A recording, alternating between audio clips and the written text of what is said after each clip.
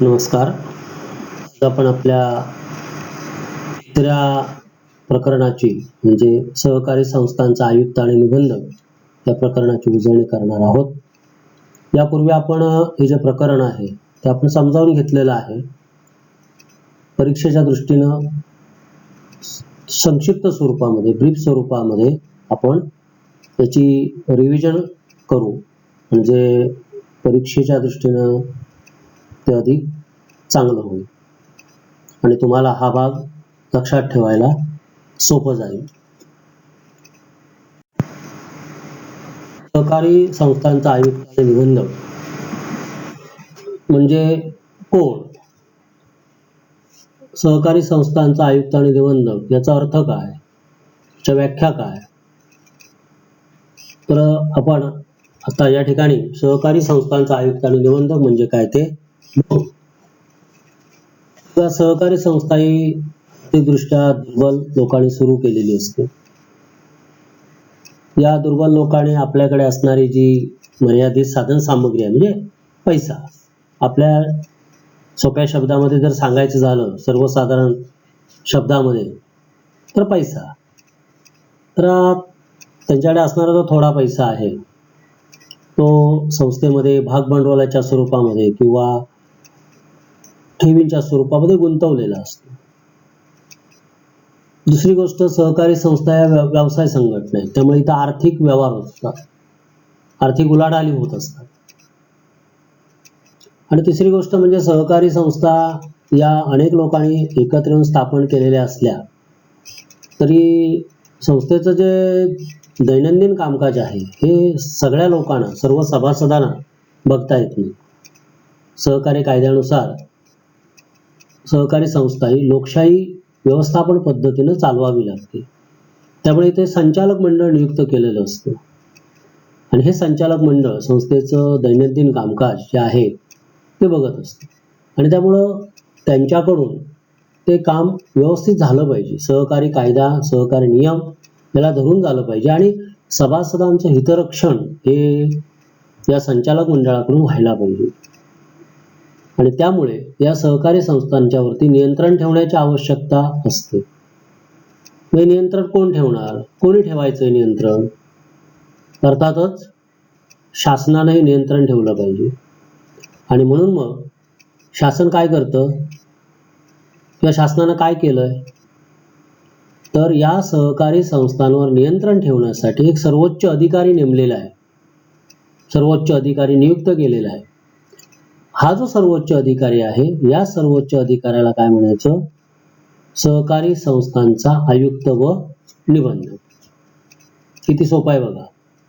म्हणजे सहकारी संस्थांवरती नियंत्रण ठेवण्यासाठी जो अधिकारी नियुक्त केलेला असतो त्या अधिकाऱ्याला म्हणायचं सहकार आयुक्त आणि निबंधक. आपल्या समोर स्क्रीनवर त्याची व्याख्या दिलेली आहे. आपल्या महाराष्ट्रामध्ये सहकारी संस्था ज्या आज कार्यरत आहेत त्या तुम्हाला माहिती आहे, महाराष्ट्र सहकारी संस्था कायदा 1960 नुसार कार्यरत आहे. तर याच महाराष्ट्र सहकारी संस्था कायदा 1960 मध्ये सहकार आयुक्त आणि निबंधक या पदनामाची व्याख्या करण्यात आलेली आहे. काय व्याख्या आहे?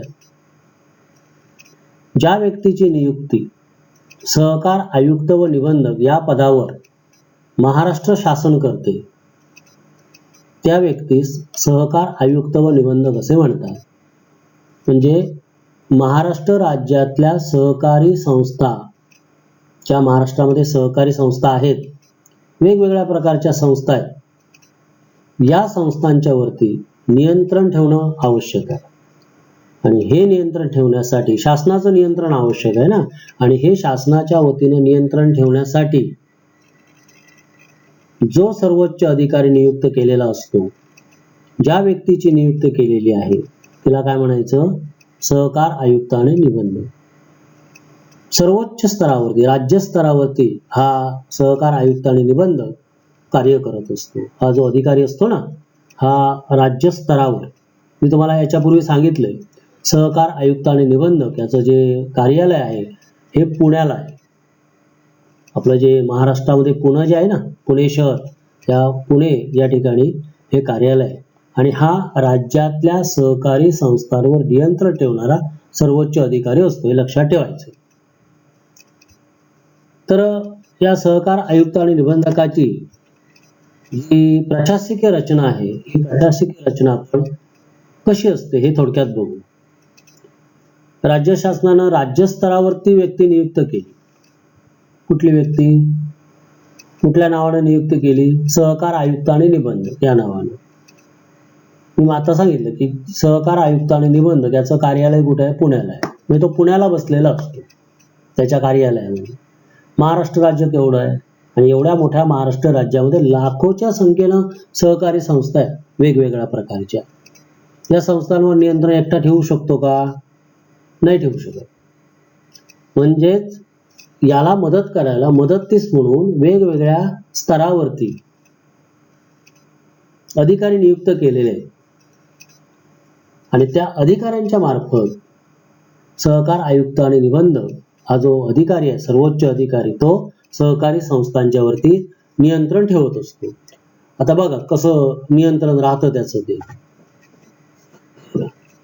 समोर आता टेबल आहे, तिथं लिहिलंय राज्यस्तर.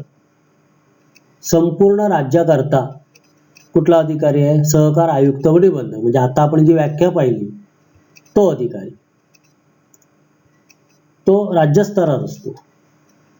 तो एकटा ठेवू शकतो का? नियंत्रण नाही. मग त्याला मदत करायला नियंत्रण ठेवण्याच्या दृष्टीने विभागीय स्तरावरती विभागीय सहनिबंधक नियुक्त केलेले आहेत. महाराष्ट्रामध्ये सहकारी चळवळीच्या दृष्टीने 9 विभाग आहेत. या प्रत्येक विभागाकरता एक विभागीय सहनिबंधक नियुक्त करण्यात आलेला आहे आणि त्या विभागीय सहनिबंधकांच्या मार्फत त्या त्या विभागातल्या ज्या सहकारी संस्था आहेत त्यांच्यावर नियंत्रण ठेवलं जातं. या विभागीय सहनिबंधकांना मदत करायला नियंत्रण ठेवण्याच्या दृष्टीने सहकारी संस्थांच्या वरती जिल्हा उपनिबंधकांची नियुक्ती केलेली आहे. म्हणजे प्रत्येक जिल्ह्याला, महाराष्ट्रातला जो प्रत्येक जिल्हा आहे त्या प्रत्येक जिल्ह्यासाठी एक जिल्हा उपनिबंधक नियुक्त केलेला आहे आणि तो आपल्या जिल्ह्यातल्या सहकारी संस्थांच्यावर नियंत्रण ठेवतो. आता जिल्हा उपनिबंधक त्याला मदत करायला तालुका स्तरावरती सहाय्यक निबंधक नियुक्त केलेले आहे. म्हणजे प्रत्येक तालुक्यासाठी साधारणतः एक सहाय्यक निबंधक असतो. तो सहाय्यक निबंधक आपल्या तालुक्यातल्या सहकारी संस्थांवर नियंत्रण ठेवतो. म्हणजे तालुका स्तरावरचा सहाय्यक निबंधक तालुका स्तरावरच्या संस्थांवर नियंत्रण ठेवतो. जिल्हा स्तरावर जे जिल्हा उपनिबंधक असतात ते जिल्ह्यातल्या सहकारी संस्थांवर नियंत्रण ठेवतात. विभागीय सहनिबंधक संपूर्ण विभागावर नियंत्रण ठेवतो आणि सहकार आयुक्त आणि निबंधक हा राज्य स्तरावरती किंवा राज्यातल्या सर्व सहकारी संस्थांच्या वरती नियंत्रण ठेवत असतो. अशा प्रकारे ही एक प्रशासकीय रचना आहे आणि या प्रशासकीय रचनेमार्फत गावातल्या सहकारी संस्थेवर पुणे येथून सहकार आयुक्त आणि निबंधक नियंत्रण ठेवतो. म्हणजे आपल्या देवगड शहरातील सहकारी संस्था हिच्यावर नियंत्रण कोण ठेवतो? तर इथला जो सहाय्यक निबंधक आहे देवगड शहरातील तो ठेवतो. देवगड गावातील सहकारी संस्थेवर नियंत्रण सहाय्यक निबंधक ठेवतो. पण कुणाच्या वतीनं? सहकार आयुक्त आणि निबंधकाच्या वतीनं. म्हणजे सहकार आयुक्त आणि निबंधकाचे नियंत्रण ठेवतो. अशा प्रकारे ही प्रशासकीय रचना आलेली आहे. आपण सहकार आयुक्त आणि निबंधकाची जी कार्य आहेत कार्य बघू. सहकार आयुक्त आणि निबंधकाच्या कार्याचं वर्गीकरण हे 3 प्रकारे केलं जातं. कार्य 3 वर्गामध्ये वर्गीकरण त्याचं केलेलं आहे. कार्य जे आहेत वैधानिक कार्य म्हणून ओळखली जातात. आपल्या स्क्रीनवर आता वैधानिक कार्य इथं आहेत. वैधानिक कार्यातलं पहिलं काम काय निबंधकाचं? तर नोंदणी करणे. सहकारी संस्थेच्या नोंदणीचा प्रस्ताव प्रवर्तक सादर करतो. प्रवर्तकाने सादर केलेल्या प्रस्तावासोबत जी आवश्यक कागदपत्र ती जोडलेली असतात. अर्थात ही कागदपत्र परिपूर्ण आहेत का, पूर्ण आहेत का, जी माहिती दिलेली आहे प्रस्तावासोबत ती योग्य आहे का, अचूक आहे का, आवश्यक तेवढी माहिती दिली का, या सगळ्या गोष्टींची तो छाननी करतो, स्क्रुटिनी करतो. आणि त्यानंतर मग तर त्याला वाटलं की ही सहकारी संस्था स्थापन होणं गरजेचं आहे, योग्य कागदपत्रांची पूर्तता प्रवर्तकांनी केलेली आहे, तर मग त्या संस्थेची नोंदणी करतो आणि संस्थेला नोंदणी प्रमाणपत्र देत असतो. हे झालं त्याचं वैधानिक कार्यातलं पहिलं कार्य. दुसरं जे आहे ते म्हणजे संस्थांचं वर्गीकरण करणे. सहकारी संस्थेची नोंदणी झाल्यानंतर तिचं वर्गीकरण निबंधकाकडून केलं जातं. नोंदणीकृत संस्थेचा उद्देश काय आहे, तिचं कार्य काय आहे, तिचं कार्यक्षेत्र काय आहे, संस्था कोणता व्यवसाय करणार आहे, हे सगळं तो विचारात घेतो, या गोष्टी तो विचारात घेतो आणि त्यानंतर मग संस्थेचं तो वर्गीकरण करतो. ग्रामीण भागामध्ये कार्य करणारी असेल संस्था तर ग्रामीण सहकारी संस्था, शहरी भागामध्ये असेल तर शहरी अर्बन सहकारी संस्था, प्रक्रिया संस्था, ग्राहक संस्था, व्यवसायानुसार वर्गीकरण करायचं झालं तर मग ते असं केलं जातं. एक उद्देशीय संस्था, बहुउद्देशीय संस्था, असं ते वर्गीकरण तो करत असतो. हे त्याचं झालं दुसरं कार्य. तिसरं जे कार्य आहे ते म्हणजे पोटनियमांना मंजुरी देणे. नोंदणी प्रस्तावाच्या सोबत पोटनियम जोडावे लागतात. हे प्रवर्तक लोकांनी ते पोटनियम जोडलेले असतात. हे जे पोटनियम आहेत हे पोटनियम सहकारी कायदा आणि नियमानुसार आहेत का याची तो खात्री करतो आणि जर सहकारी कायदा आणि नियमानुसार जर ते असतील तर त्याला तो मान्यता देतो, मंजुरी देतो. तर त्यानं मंजुरी दिल्याशिवाय ते पोटनियम अंमलात आणता येत नाही, त्याची अंमलबजावणी करता येत नाही. तर पोटनियम हे म्हणजे सहकारी संस्थेच्या दैनंदिन कामकाजाचे ते नियम असतात. तर ह्या पोटनियमांना मंजुरी देण्याचं काम हे निबंधकाला करावं लागतं, केलं जातं निबंधकाकडून. कधी कधी सहकारी संस्था कार्यरत असते पण कालांतरानं पोटनियम बदलावे लागतात, काही पोटनियम बदलले जातात. अर्थात संस्थेनं पोटनियम बदलले तर त्याला मान्यता निबंधकाकडून घ्यावी लागते. तसा प्रस्ताव सादर केला जातो संस्थेकडून आणि हा जो बदल आहे तो योग्य कारणासाठी जर केला असेल तर त्याला मान्यता देण्याचं काम जे आहे ते निबंधकाकडून केलं जातं. पुढचं जे काम आहे ते म्हणजे सभासदत्वास मंजुरी देणे. म्हणजे काय, तर एखादी व्यक्ती सभासदत्व मिळवायला पात्र आहे, संस्थेचं सभासदत्व मिळवायला पात्र आहे, पण संस्था त्याला सभासदत्व नाकारते, संस्था देत नाही सभासदत्व. मग या व्यक्तीनं काय करायचं, तर ही व्यक्ती निबंधकाकडे तक्रार करते. निबंधकाला जर वाटलं की ही व्यक्ती सभासदत्व मिळवायला पात्र आहे, संस्थेनं सभासदत्व नाकारले आहे, ते योग्य नाही, मग सभासद ती व्यक्ती आणि संस्था यांची बाजू ऐकून घेतली जाते या संदर्भामध्ये. आणि जर सभासदत्व संस्थेनं मुद्दामून नाकारलेलं आहे व्यक्ती पात्र असताना, तर मग अशा व्यक्तीला सभासदत्व मिळवून देण्याचं जे काम आहे ते निबंधकाकडून केलं जातं. सहकारी संस्थांच्या सभा ज्या असतात, सभासदांच्या सभा, वार्षिक सर्वसाधारण सभा, आवश्यक असेल किंवा मागणी केली तर विशेष सभा, त्या बोलवाव्या लागतात. तर वार्षिक सभा बोलवली नाही, मागणी केलेली असताना विशेष सभा संस्था बोलवत नसेल, व्यवस्थापन समिती बोलवत नसेल, तर मग अशा सभा ज्या आहेत, वार्षिक सभा, विशेष सभा, या बोलवण्याचा अधिकार किंवा हे बोलवण्याचं कार्य जे आहे ते निबंधकाकडून केलं जातं. सहकारी संस्थेचा राखीव निधी असतो. प्रत्येक सहकारी संस्थेला राखीव निधी निर्माण करावा लागतो. तर हा जो राखीव निधी आहे, या राखीव निधीमध्ये जो पैसा असतो त्या पैशाची गुंतवणूक कुठं करायची, गुंतवणूक करावी लागते आणि ही गुंतवणूक करण्यासाठी निबंधकाची परवानगी घ्यावी लागते. तर ही परवानगी देण्याचं काम हे सहकार आयुक्त आणि निबंधकाकडून केलं जातं. काही संस्था एकापेक्षा अधिक राखीव निधी वेगवेगळ्या कारणांसाठी निर्माण करतात.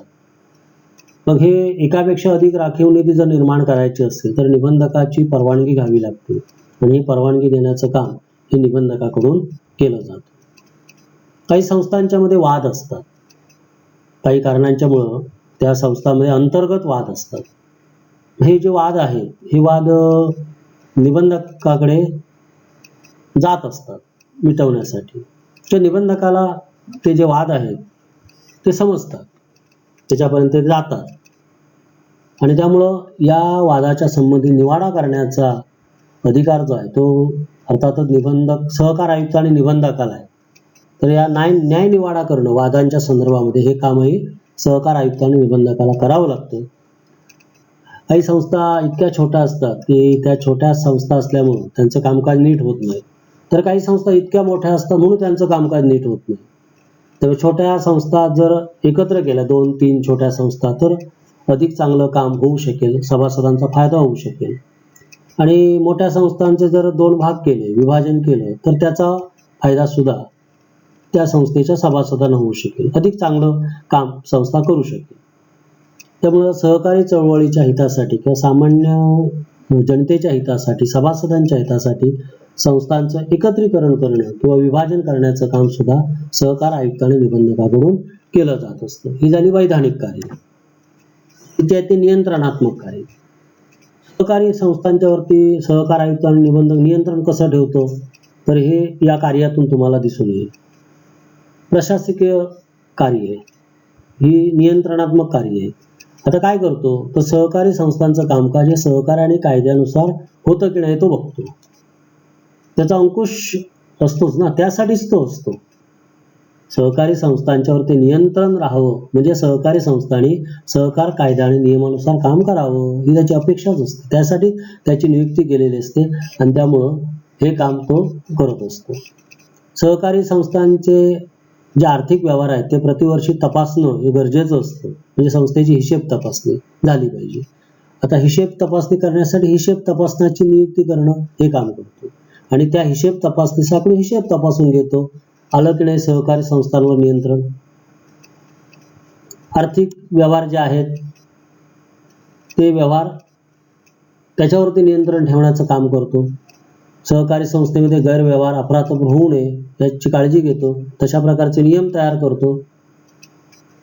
म्हणजे सहकारी संस्थांना कोणत्या मर्यादेत आर्थिक व्यवहार करावेत, कर्ज किती प्रमाणात द्यावं, ठेवी किती प्रमाणात स्वीकाराव्यात. तर हे सगळे आर्थिक व्यवहार नियंत्रित ठेवण्यासाठी किंवा आर्थिक व्यवहारांवर नियंत्रण ठेवण्यासाठी तशा प्रकारचे मार्ग किंवा तशा प्रकारच्या सूचना तो करत असतो. एखादी सहकारी संस्था जर सहकारी कायदा तरतुदींचं पालन करत नसेल, संस्थेमध्ये गैरव्यवहार असतील किंवा अफरातफर होत असेल, नियमाप्रमाणे काम चालत नसेल, तर अशा संस्थांना दोषी ठरवलं जातं आणि त्यांच्या विरुद्ध कारवाई केली जाते, दंडात्मक केली जाते किंवा अन्य कायद्यानुसार ज्या कारवाई शक्य आहेत त्या केल्या जातात. नियंत्रणात्मक कार्य आहे. आणि शासन जे आहे आपलं, हे शासन शेती विकासासाठी, बेरोजगारी निर्मूलनासाठी, दारिद्र्य निर्मूलनासाठी किंवा ग्राम विकासाच्या ज्या काही योजना असतात या योजना तयार करत असते आणि या योजना सहकारी संस्थांच्या मार्फत राबवण्याचा प्रयत्न करते किंवा सरकारच्या डोक्यात असते की या योजना सहकारी संस्थांच्या मार्फत राबवाव्यात. आता सहकारी संस्थांना या योजना राबवायला कोण सांगणार, कोण सांगतो, निबंधक सांगतो. निबंधकामार्फत ते सहकारी संस्थांना सांगितलं जातं की या योजना ज्या आहे या योजनांची अंमलबजावणी आपण करावयाची आहे. नियंत्रणात्मक कार्य आहे. तर अशा प्रकारची नियंत्रणात्मक कार्ये सहकारी संस्थांच्या आयुक्त आणि निबंधकाला करावी लागतात. आता आपण बघूया सहकार आयुक्त आणि निबंधकाची विकासात्मक कार्य. विकासात्मक कार्यामध्ये कुठले कुठले कार्य येतात बघा. पहिलं कार्य आहे सहकारी क्षेत्राचं नेतृत्व करणे. सहकारी संस्थांवर नियंत्रण ठेवण्यासाठी हा नियंत्रक म्हणून काम करतो निबंधक, पण त्याच वेळी नियंत्रकाबरोबर त्याचं नेता हे सुद्धा काम आहे, ही त्याची भूमिका असते. निबंधक हा सहकारी संस्थांचा पालक असतो, नियंत्रक असतो, मार्गदर्शक असतो. सगळ्या अनेक भूमिका त्याला पार पाडाव्या लागतात. त्याच्यातला पुढारी नेता ही त्याची भूमिका असते. जसं सामान्य जनतेला नेता जसा मार्गदर्शन करतो तसं या संस्थांना मार्गदर्शन करणं, त्यांना विकासाच्या मार्गावर नेऊन सोडणं हे काम निबंधकाला करावं लागतं. सहकारी संस्थांच्या कामकाजाविषयी सुद्धा मार्गदर्शन करण्याचं काम जे आहे ते निबंधकाला करावं लागतं. सहकारी संस्थांच्या हिशेबाबाबत, सहकारी संस्थांच्या सभाबाबत, हिशेब पुस्तकं लिहिण्याच्या संदर्भामध्ये किंवा इतरही काही दैनंदिन कामकाजाच्या संदर्भामध्ये तांत्रिक काही अडचणी असतात. या तांत्रिक अडचणी सोडवण्यासाठी सहकारी संस्थांना तांत्रिक सल्ला देण्याचं काम किंवा तांत्रिक मार्गदर्शन करण्याचं काम हे निबंधक किंवा सहकार आयुक्त व निबंधकाकडून केलं जातं. बऱ्याच सहकारी संस्थांच्याकडे अपुऱ्या भांडवलाची समस्या असते. पैसा नसेल तर संस्था आपलं काम करू शकत नाही, आपली उद्दिष्टे साध्य करू शकत नाही. त्यामुळं अशा सहकारी संस्थांना अन्य सहकारी संस्थांच्याकडून, बँकांच्याकडून किंवा शासनाकडून मदत मिळवून देण्यासाठी प्रयत्न हे सहकार आयुक्त आणि निबंधकाकडून केले जातात. काही संस्था कर्ज देतात, त्या कर्ज ज्या संस्थाने दिलेलं आहे ते वेळेत वसूल होत नाही, त्यामुळं थकीत दिसतं कर्ज. हे थकीत कर्ज वसूल करण्यासाठी वसुली अधिकाऱ्याची नियुक्ती निबंधकाकडून केली जाते आणि कर्ज वसुलीला मदत केली जाते. सहकारी संस्था आर्थिकदृष्ट्या दुर्बल लोकांची असते, त्यामुळं हे जे लोक आहेत त्यांना सहकारी संस्था म्हणजे काय, सहकारी संस्थांचं कामकाज कसं चालतं याचं ज्ञान असणं आवश्यक आहे. व्यवस्थापन जे आहे सहकारी संस्थांचं, त्यांना सुद्धा व्यवस्थापन म्हणजे काय, व्यवस्थापन करणं म्हणजे काय करणं किंवा त्या संदर्भातलं ज्ञान आवश्यक आहे. आणि यासाठी सभासद, व्यवस्थापन समितीचे लोक यांना प्रशिक्षण देणं गरजेचं आहे. आणि प्रशिक्षण देण्यासाठी कार्यशाळा आयोजित करणं, प्रशिक्षण शिबिर आयोजित करणं किंवा व्याख्यानं वगैरे आयोजित करणं हे जे काम आहे हे सुद्धा सहकार आयुक्त आणि निबंधकाकडून केलं जातं. तर अशा प्रकारची वैधानिक, नियंत्रणात्मक आणि विकासात्मक कामं निबंधकाला करावी लागतात. त्यानंतरचा पुढचा भाग आहे तो म्हणजे सहकार आयुक्त आणि निबंधकाचे अधिकार. हे बघितल्यानंतर आपल्याला अधिकार समजायला अतिशय सोपे आहेत. पहिला जो अधिकार आहे तो म्हणजे सहकारी संस्थेची नोंदणी करणे आणि नोंदणी प्रमाणपत्र देणं निबंधकाचा अधिकार आहे. दुसरा अधिकार आहे तो म्हणजे संस्थेच्या नियमांना मान्यता देणं. संस्थेच्या प्रस्तावासोबत जोडलेले, नोंदणी प्रस्तावासोबत जोडलेले जे पोटनियम आहे ते जसेच्या तसे मान्य करायचे की नाही हे ठरवण्याचा अधिकार निबंधकाला असतो. नंतर सहकारी संस्थांचं वर्गीकरण करणं. मगाशी म्हटलं की नोंदणी झाल्यानंतर वर्गीकरण केलं जातं. एखादी संस्था ग्रामीण आहे की शहरी आहे हे ठरवण्याचा अधिकार हे सहकार आयुक्त आणि निबंधकाला असतो. सहकारी संस्थेनं जर एखाद्या पात्र व्यक्तीला सभासदत्व नाकारलं तर ते सभासदत्व त्या व्यक्तीला मिळवून देण्याचा अधिकार निबंधकाला आहे. सहकारी संस्थेनं म्हणजे संस्थेच्या विद्यमान व्यवस्थापन समितीनं वार्षिक सभा बोलवली नाही, मागणी केली तरी विशेष सभा बोलवली जात नसेल तर या ज्या सभा आहेत त्या बोलवण्याचा अधिकार हा निबंधकाला असतो. सहकारी संस्था आहेत मग त्यांचं एकत्रीकरण केलं पाहिजे. मोठ्या संस्था आहेत तर त्यांचं विभाजन केलं पाहिजे. एखादी संस्था, छोटी संस्था मोठ्या संस्थेमध्ये मर्ज केली पाहिजे, विलिनीकरण केलं पाहिजे किंवा काही वेळा पुनर्रचना करावी लागते. संस्थांचा कारभार नीट चालत नसेल तर पुनर्रचना करावी लागते. तरी पुनर्रचना करणं वगैरे हे जे अधिकार आहेत हे सगळे अधिकार निबंधकाला आहेत. एखादी सहकारी संस्था कार्यक्षमपणे काम करत नसेल, गैरव्यवहार, भ्रष्टाचार संस्थेमध्ये आहे, मी एखादी संस्था डबघाईला आलेली आहे तर बंद करण्याशिवाय पर्याय नसतो. मग अशा ज्या संस्था आहेत त्या संस्था बंद करण्याचे आदेश देण्याचा अधिकार निबंधकाला असतो. सहकारी संस्थांचं लेखापरीक्षण करण्यासाठी हिशेब तपासणीसाठी नियुक्ती करणं, हिशेब तपासणी करून घेणं, अंकेक्षण वर्ग देणं संस्थांना हे अधिकार निबंधकाला देण्यात आलेले आहेत. सहकारी संस्थांची मालमत्ता जप्त करणं, अभिलेख जप्त करणं, गैरव्यवहार, भ्रष्टाचार संस्थेमध्ये झालेला असेल तर त्या सगळ्याचा शोध लागेपर्यंत किंवा त्याच्यावरती निर्णय होईपर्यंत संस्थेची मालमत्ता, अभिलेख जप्त करण्याचा अधिकार हा निबंधकाला देण्यात आलेला असतो. सहकारी संस्थेमध्ये जर वाद असतील तर या वादविवादांच्या वरती न्याय निवाडा करण्याचा अधिकार सुद्धा सहकार आयुक्त आणि निबंधकाला असतो. तर अशा प्रकारे सहकार आयुक्त आणि निबंधकाचे अधिकार आपल्या समोर या ठिकाणी दिलेले आहेत. व्हिडिओ बघा म्हणजे तुम्हाला समजून घ्यायला मदत होऊ शकेल. धन्यवाद.